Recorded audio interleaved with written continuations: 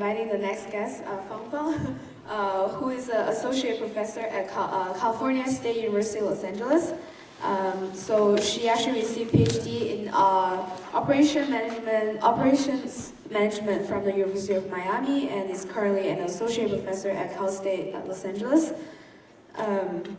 Her research interests are consumer behavior, pricing strategies, e-commerce, distribution channels, healthcare, and supply chain management.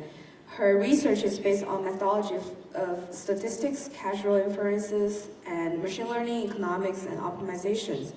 Her papers were published in top journals including POMS, Decision Sciences, and JAMDA, etc. She also has experience in strategic and tech consulting in big firms, small businesses, and startups all around the world. So thank you, and let's welcome Fang Fang to the stage.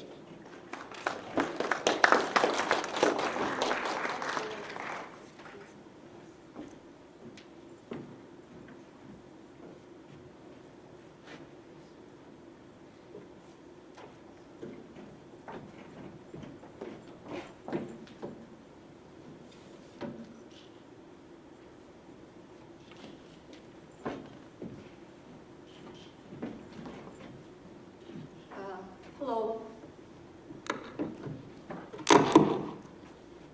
Hello, everyone. Good morning. Thank you for the invitation. I'm very excited to give a talk today. As in the introduction, I'm an associate professor of operations management, and before the pandemic, I consulted for several tech firms in China. And I am a very beginner in this area, in Web3. I know this in late September this year. So I noticed that there are many experts today. You're here to give some solutions. Unfortunately, I'm not here to give solutions today, but I have many questions about that. So why I start to explore this? It is because in like 2 months ago, in late September, my past colleague introduced me with a company in China. They are an NFT company, and they contact me. They want to know what's the condition of NFT in US right now. They want to see whether there's some new business models, some new chances. So they talk with me. They ask me whether I know NFT, whether I can do some research about that. I guess for anyone who see new opportunities, the only answer is yes, right? Even though that was my first time to heard the word NFT or Web3, I say yes, I know that a lot. So that starts my journey. What is Web3, what is NFT, what is blockchain? Definitely I saw the words in news or papers before, but because I'm not in the area, so I do not think much about that. So for the past more than 2 months, I spend the time in events. I read books, I read papers, and I have some findings or to share with everyone. So again, I'm a beginner. I hope what I can share today can be beneficial. So I explore some commonly talked topics in Web3. As a professional researcher, to study a new area, the first step is to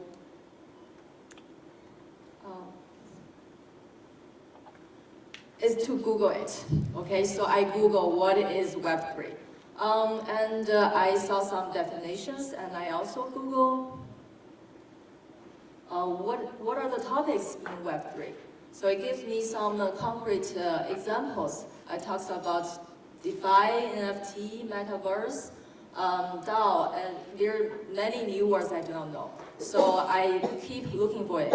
I spent, I think it took me like a month to have a general idea of what it is. But my question is that, where am I in Web3? I still do not find some area that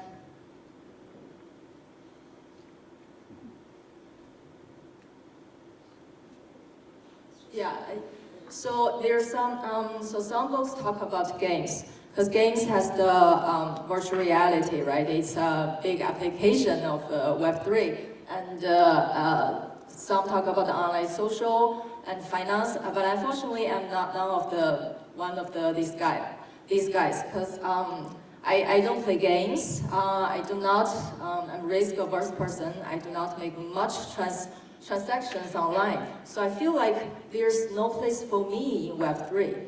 Then, does that mean that in the future there's no place for me? Or what is the benefit of Web3 that can improve my life in Web2?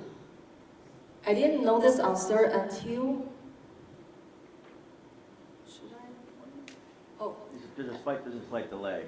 Oh, okay. I had the same thing. If not, I just start using the actual keyboard. Oh, okay. You can use the keyboard too. Okay, that's much better. Yeah. Okay, so I know where I can be in Web3 until I get stuck one day in the traffic. So it was on an event, and I just get stuck here. It took me 1 hour and 30 minutes to go to Santa Monica Beach, and then I have to teach at night, so it takes me another 1 hour and 30 minutes to go back to school. So I spent 3 hours on the way. It's a waste of time. I'm a terrible driver. This is similar picture to my car. So I don't enjoy driving, and it wastes me 3 hours to social. Now my question is that, well, if it's in Web3, I guess that we can social virtually, right? And that can solve my problem. But my question is that there are ways to social online, like Zoom. I use Zoom to teach all the time, but I never social on Zoom, not even once. If it is not for work, if it is not required, I never social on Zoom. And my question is why? Why the online social is not like the in-person social? Why the event today is still in person? Why we want to drive and spend the time here? We do not watch World Cup at home. Why we stay here in person? So what makes the online is more real to be like in person? And I'm interested in that because one of my areas is behavioral economics. So I would like to understand if we can design something in the future in Web3, how can we design it to improve it, to compete with the in-person experience? And I read some papers, and there's a paper I'm very interested in. It's called An Emerging Theory of Avatar Marketing. So it explores the avatar marketing. Digital human is popular right now, and I asked the question, is digital human the only problem is because it does not look real? Until someone, a friend, sent me a picture, look, this is new digital human. It really looks like the right corner. It looks very real. But I still have the question, is that enough? So I don't, make friends with digital human just because they don't look like me. But I read novels, I read science fiction novels, I read books, I like animations. They do not look real, they even not have a form. So why do I still feel connected? So is that the reason to make the online thing, virtual thing real? And after I read this paper, I think that makes sense, that they divide the realism in 2 dimensions. One is the form realism, the other is the behavioral realism. So I see that the form realism is the appearance, whether it looks like a real human. And the other is the behavioralism, is that whether you behave like a human. And these 2 dimensions, they should align with each other. If they do not align with each other, there may be some problems. So befor I move on, are we on the same page about what is behavioral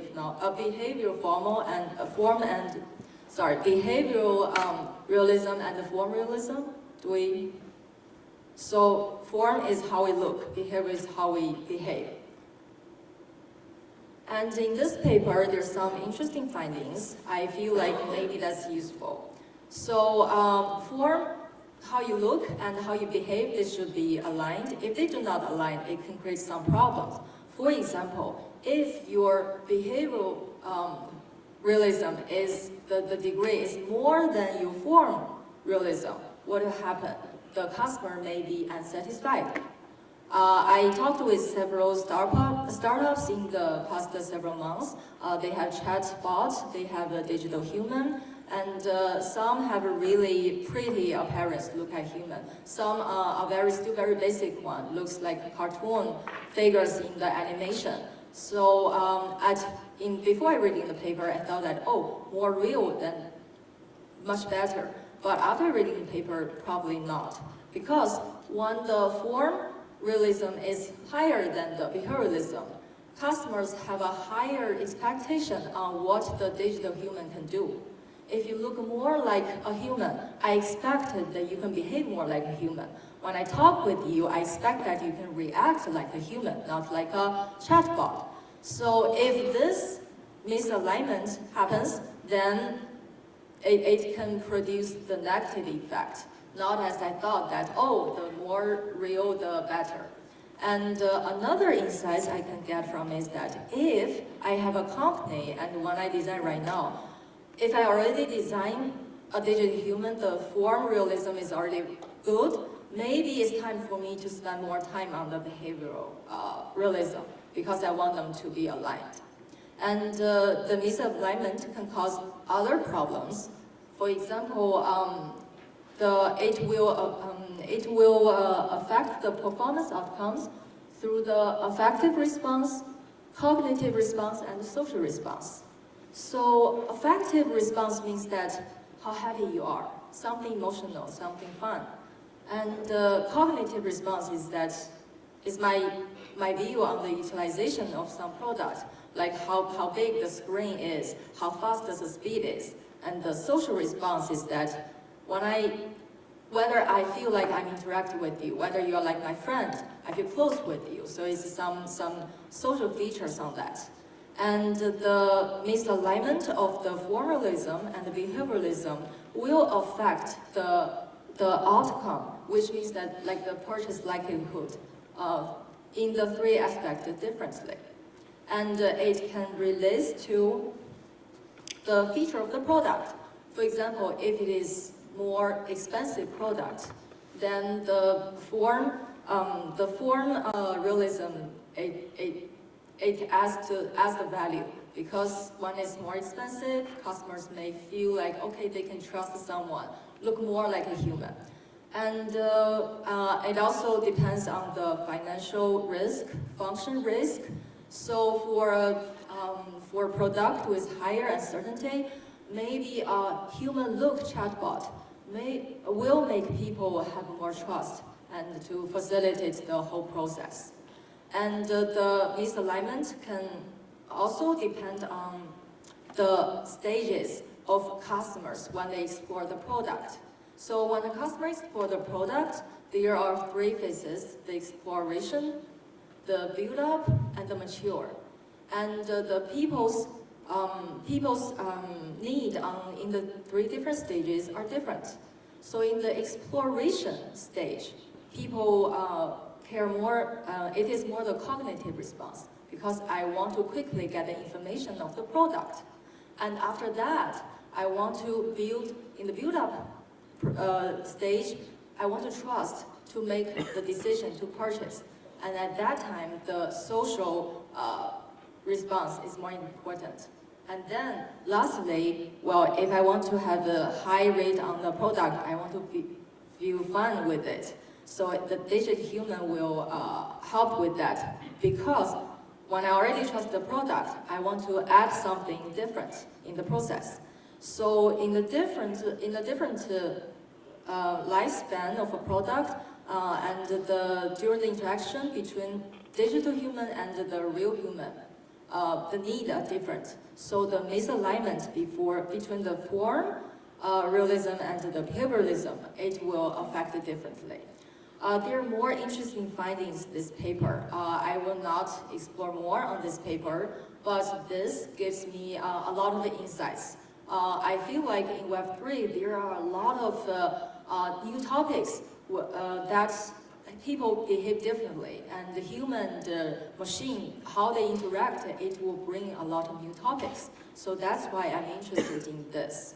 Okay, so that is my general idea about what is Web3. And after knowing that, okay, there can be a place for me in Web3, that in the future I don't need to drive. These type of events, I can just stay at home. And my next question is that, when I social in Web3 in the future, who am I? So what is my identity? I attended another interesting event in November. In the event, there was a farm. They have like a software that you can draw something, and they will, based on what you draw, they will output a picture. And it's like Dolly, but Dolly is like you describe the words and it generates a picture. But this is that it generates a picture based on what you plot. So I plot a kitty. Okay, so that's what I want to plot. This is what I draw on that day. It's a kitty, and it plots something like this. So it's, I guess the top drawing, they recognize it as a hat. So it plot, it's not the exact result, but it looks similar. It's a much better painting than I plot, but it's not a kitty. I want a kitty. It gives me a nice picture, but not a kitty. So do I want that? It's a fancy technology. I love the technology, but I'm not happy with the result. Why? Because that's not what I want. That's not me. And even if it can plot a kitty like this, a kitty in the pillow, that's what I want, I still do not like it. Why? It's too perfect. It's not me. It does not represent me. It's, I feel like people still care about who they are in Web3, right? It's better me or perfect others. I spent a month in Europe this month. I visit a lot of the museums, and there are some museums, they do not allow you to take pictures. But I still see people, the visitors, they sneak out the cameras and pretending look somewhere, and actually they are taking photos of the paintings. But all those paintings, you can find it online. You don't need to take it, right? So why do you take the photos by yourself, even though you can find a much better version online? Why? Because you do it by yourself. That represents your behavior. So it's the same thing. In the past 2 months, I attended many events. I'm interested in Web3. I really like the technology, but I feel like the technology is not good enough to make me better. It makes me become a different person, a perfect others, but not me. So what if, I talked with some of my friends yesterday, because the software is open source, so I'm asking that whether we can make some change of the code that it does not need to plot a hat or a nice kitty, it just make my kitty looks more like a kitty, and that's good enough. I think that will be more interesting in the future. There are some theories behind that. One of the theories is about self-presentation.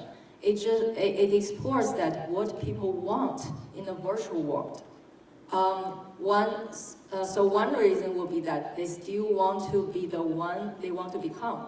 For example, I want to be a cool guy. I'm not a cool guy.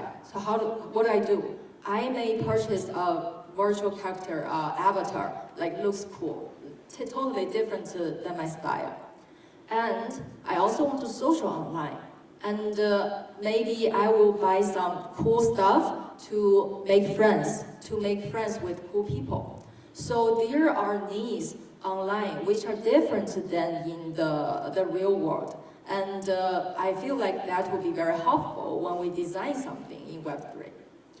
Okay, so knowing where I am in Web3 and who I am in Web3, my next question is that, okay, I'm going to start with social. This follows all of the process when I explore the topics in Web3. So how do I social? And I noticed this interesting word, DAO. So this Friday, I have a meeting and talk with friends who are like me, are not quite familiar with DAO, and they thought I'm talking about Tao, right? So the Confucius, right? It sounds similar. The Chinese Confucius, they thought it's that thing. So I'm not the only person who do not know things in Web3. There's two people. So DAO is, I guess everyone here, you know what it is.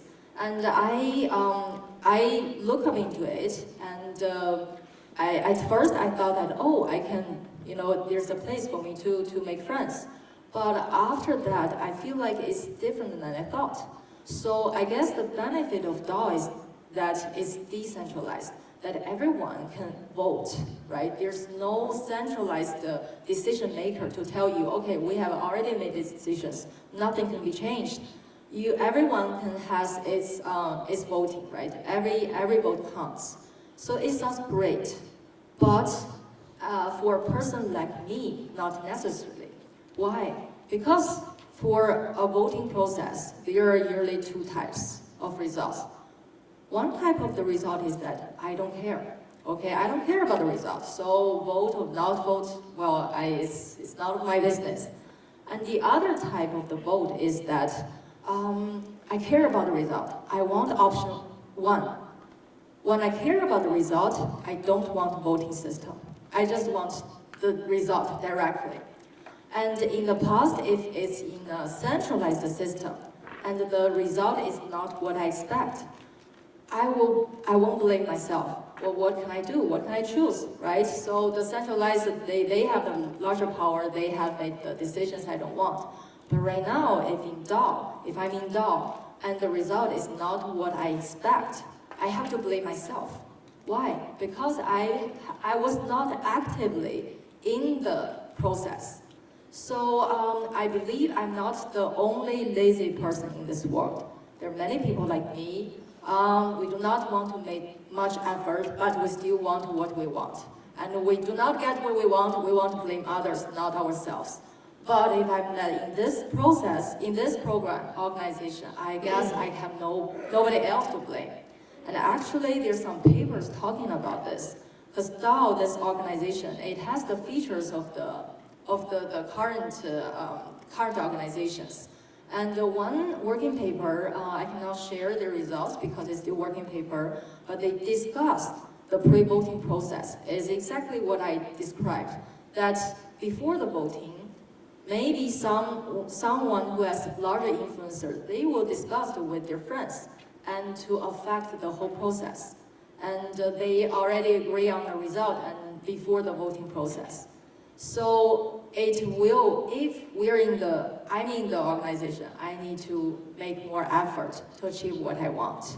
And so their insight is that the pre-voting can hurt the consensus. I guess that's not what DAO wants to have. And there are also other problems in the organization. So we like decentralization, but it may not function as ideally as we thought. That could create other problems. The voting, it may have different purposes, the different targets. Some of the target is the strategic level. And the first paper, it finds that if the voting is for the strategic goal, it performs better because everyone participates.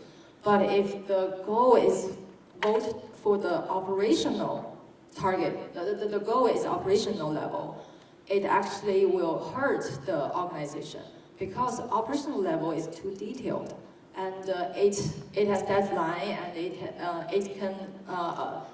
can need more frequent voting. And the voting system will decrease the efficiency in DAO.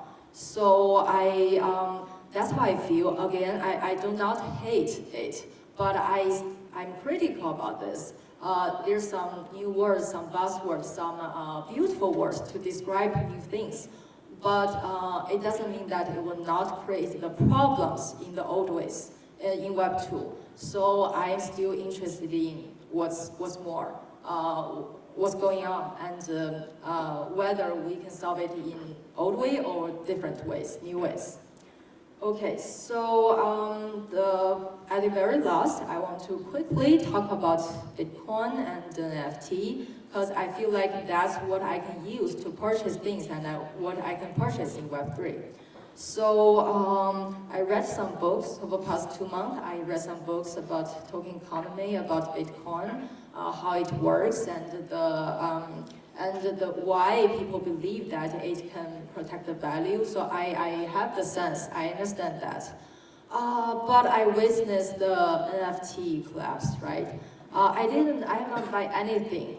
Any cryptocurrency, as I said, I'm a beginner. So I guess this is a beginner luck that I missed the FTX. Okay, I have not any loss yet, but it does have a lot of problems. The previous presenter gave a lot of introduction on this. In my understanding, I totally understand the benefit of the Bitcoin. First, if we're in Web3, I can make friends with a person outside the US. If I want to purchase something from that person, I do not need to change it to dollar and he changes to his country's currency. So Bitcoin can make this much easier to make transactions. Another is that it's not centralized, so maybe there's no inflation. So I guess I understand the benefit, but in my mind, I still feel like banking has its advantage. I know that the previous talks talking about the problems of banks, I admit that. But again, I'm a very lazy person. And banking makes it much easier for me. And I also have papers talking about decentralization and centralization. So centralization is not evil. It actually has benefits. It's more efficient. And I do optimization models, so I know that when you make decisions in a higher level, when you know more information, definitely you can search a better solution than a small feasible region. So I do not very hate centralized the idea. So in my mind, I feel like in the future, it's impossible to get rid of centralization. I feel that's a little bit ideal. So what will be a perfect combination of a decentralization and a centralization? Or what will be a perfect combination of Web 2 and Web 3 so that can transport the people, most people from Web 2 to Web 3? I look forward to that. I'm interested in that.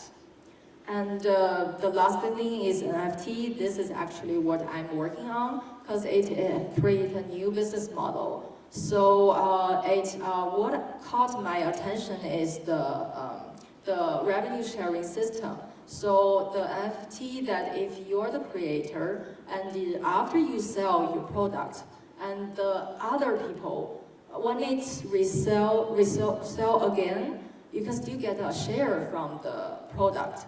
I didn't find other products that have these features, but so that's why I like this, because this unique revenue sharing system scheme, it may change a lot of behaviors and of the entities. For example, will this necessarily increase the product of an artist? So if I'm an artist, in the past, I want to do it perfectly because I can only sell it once from me. If it is sold, then it's out of my hand. I cannot make more money from it. So I will try my best to make it perfect. But now things change. After I sell it, I can keep getting collections if it can be sold again. So I will focus on that. How can I make sure that people will keep buying it? Then that will change my behavior probably when I design an art. Maybe I will intentionally decrease the quality, and then after a year, I increase the quality, then people see, oh, hey, this person, it has a value to increase. Now we're going to buy it in a higher price. So I don't know yet, but I'm interested in this. How will this change the behavior of the creator, of the buyer? So that's it. That's my 2-month journey of the Web3. And thank you everyone for listening. I really appreciate the chance to share all these things that I have explored during the journey. Thank you. Any question? Oh, sorry.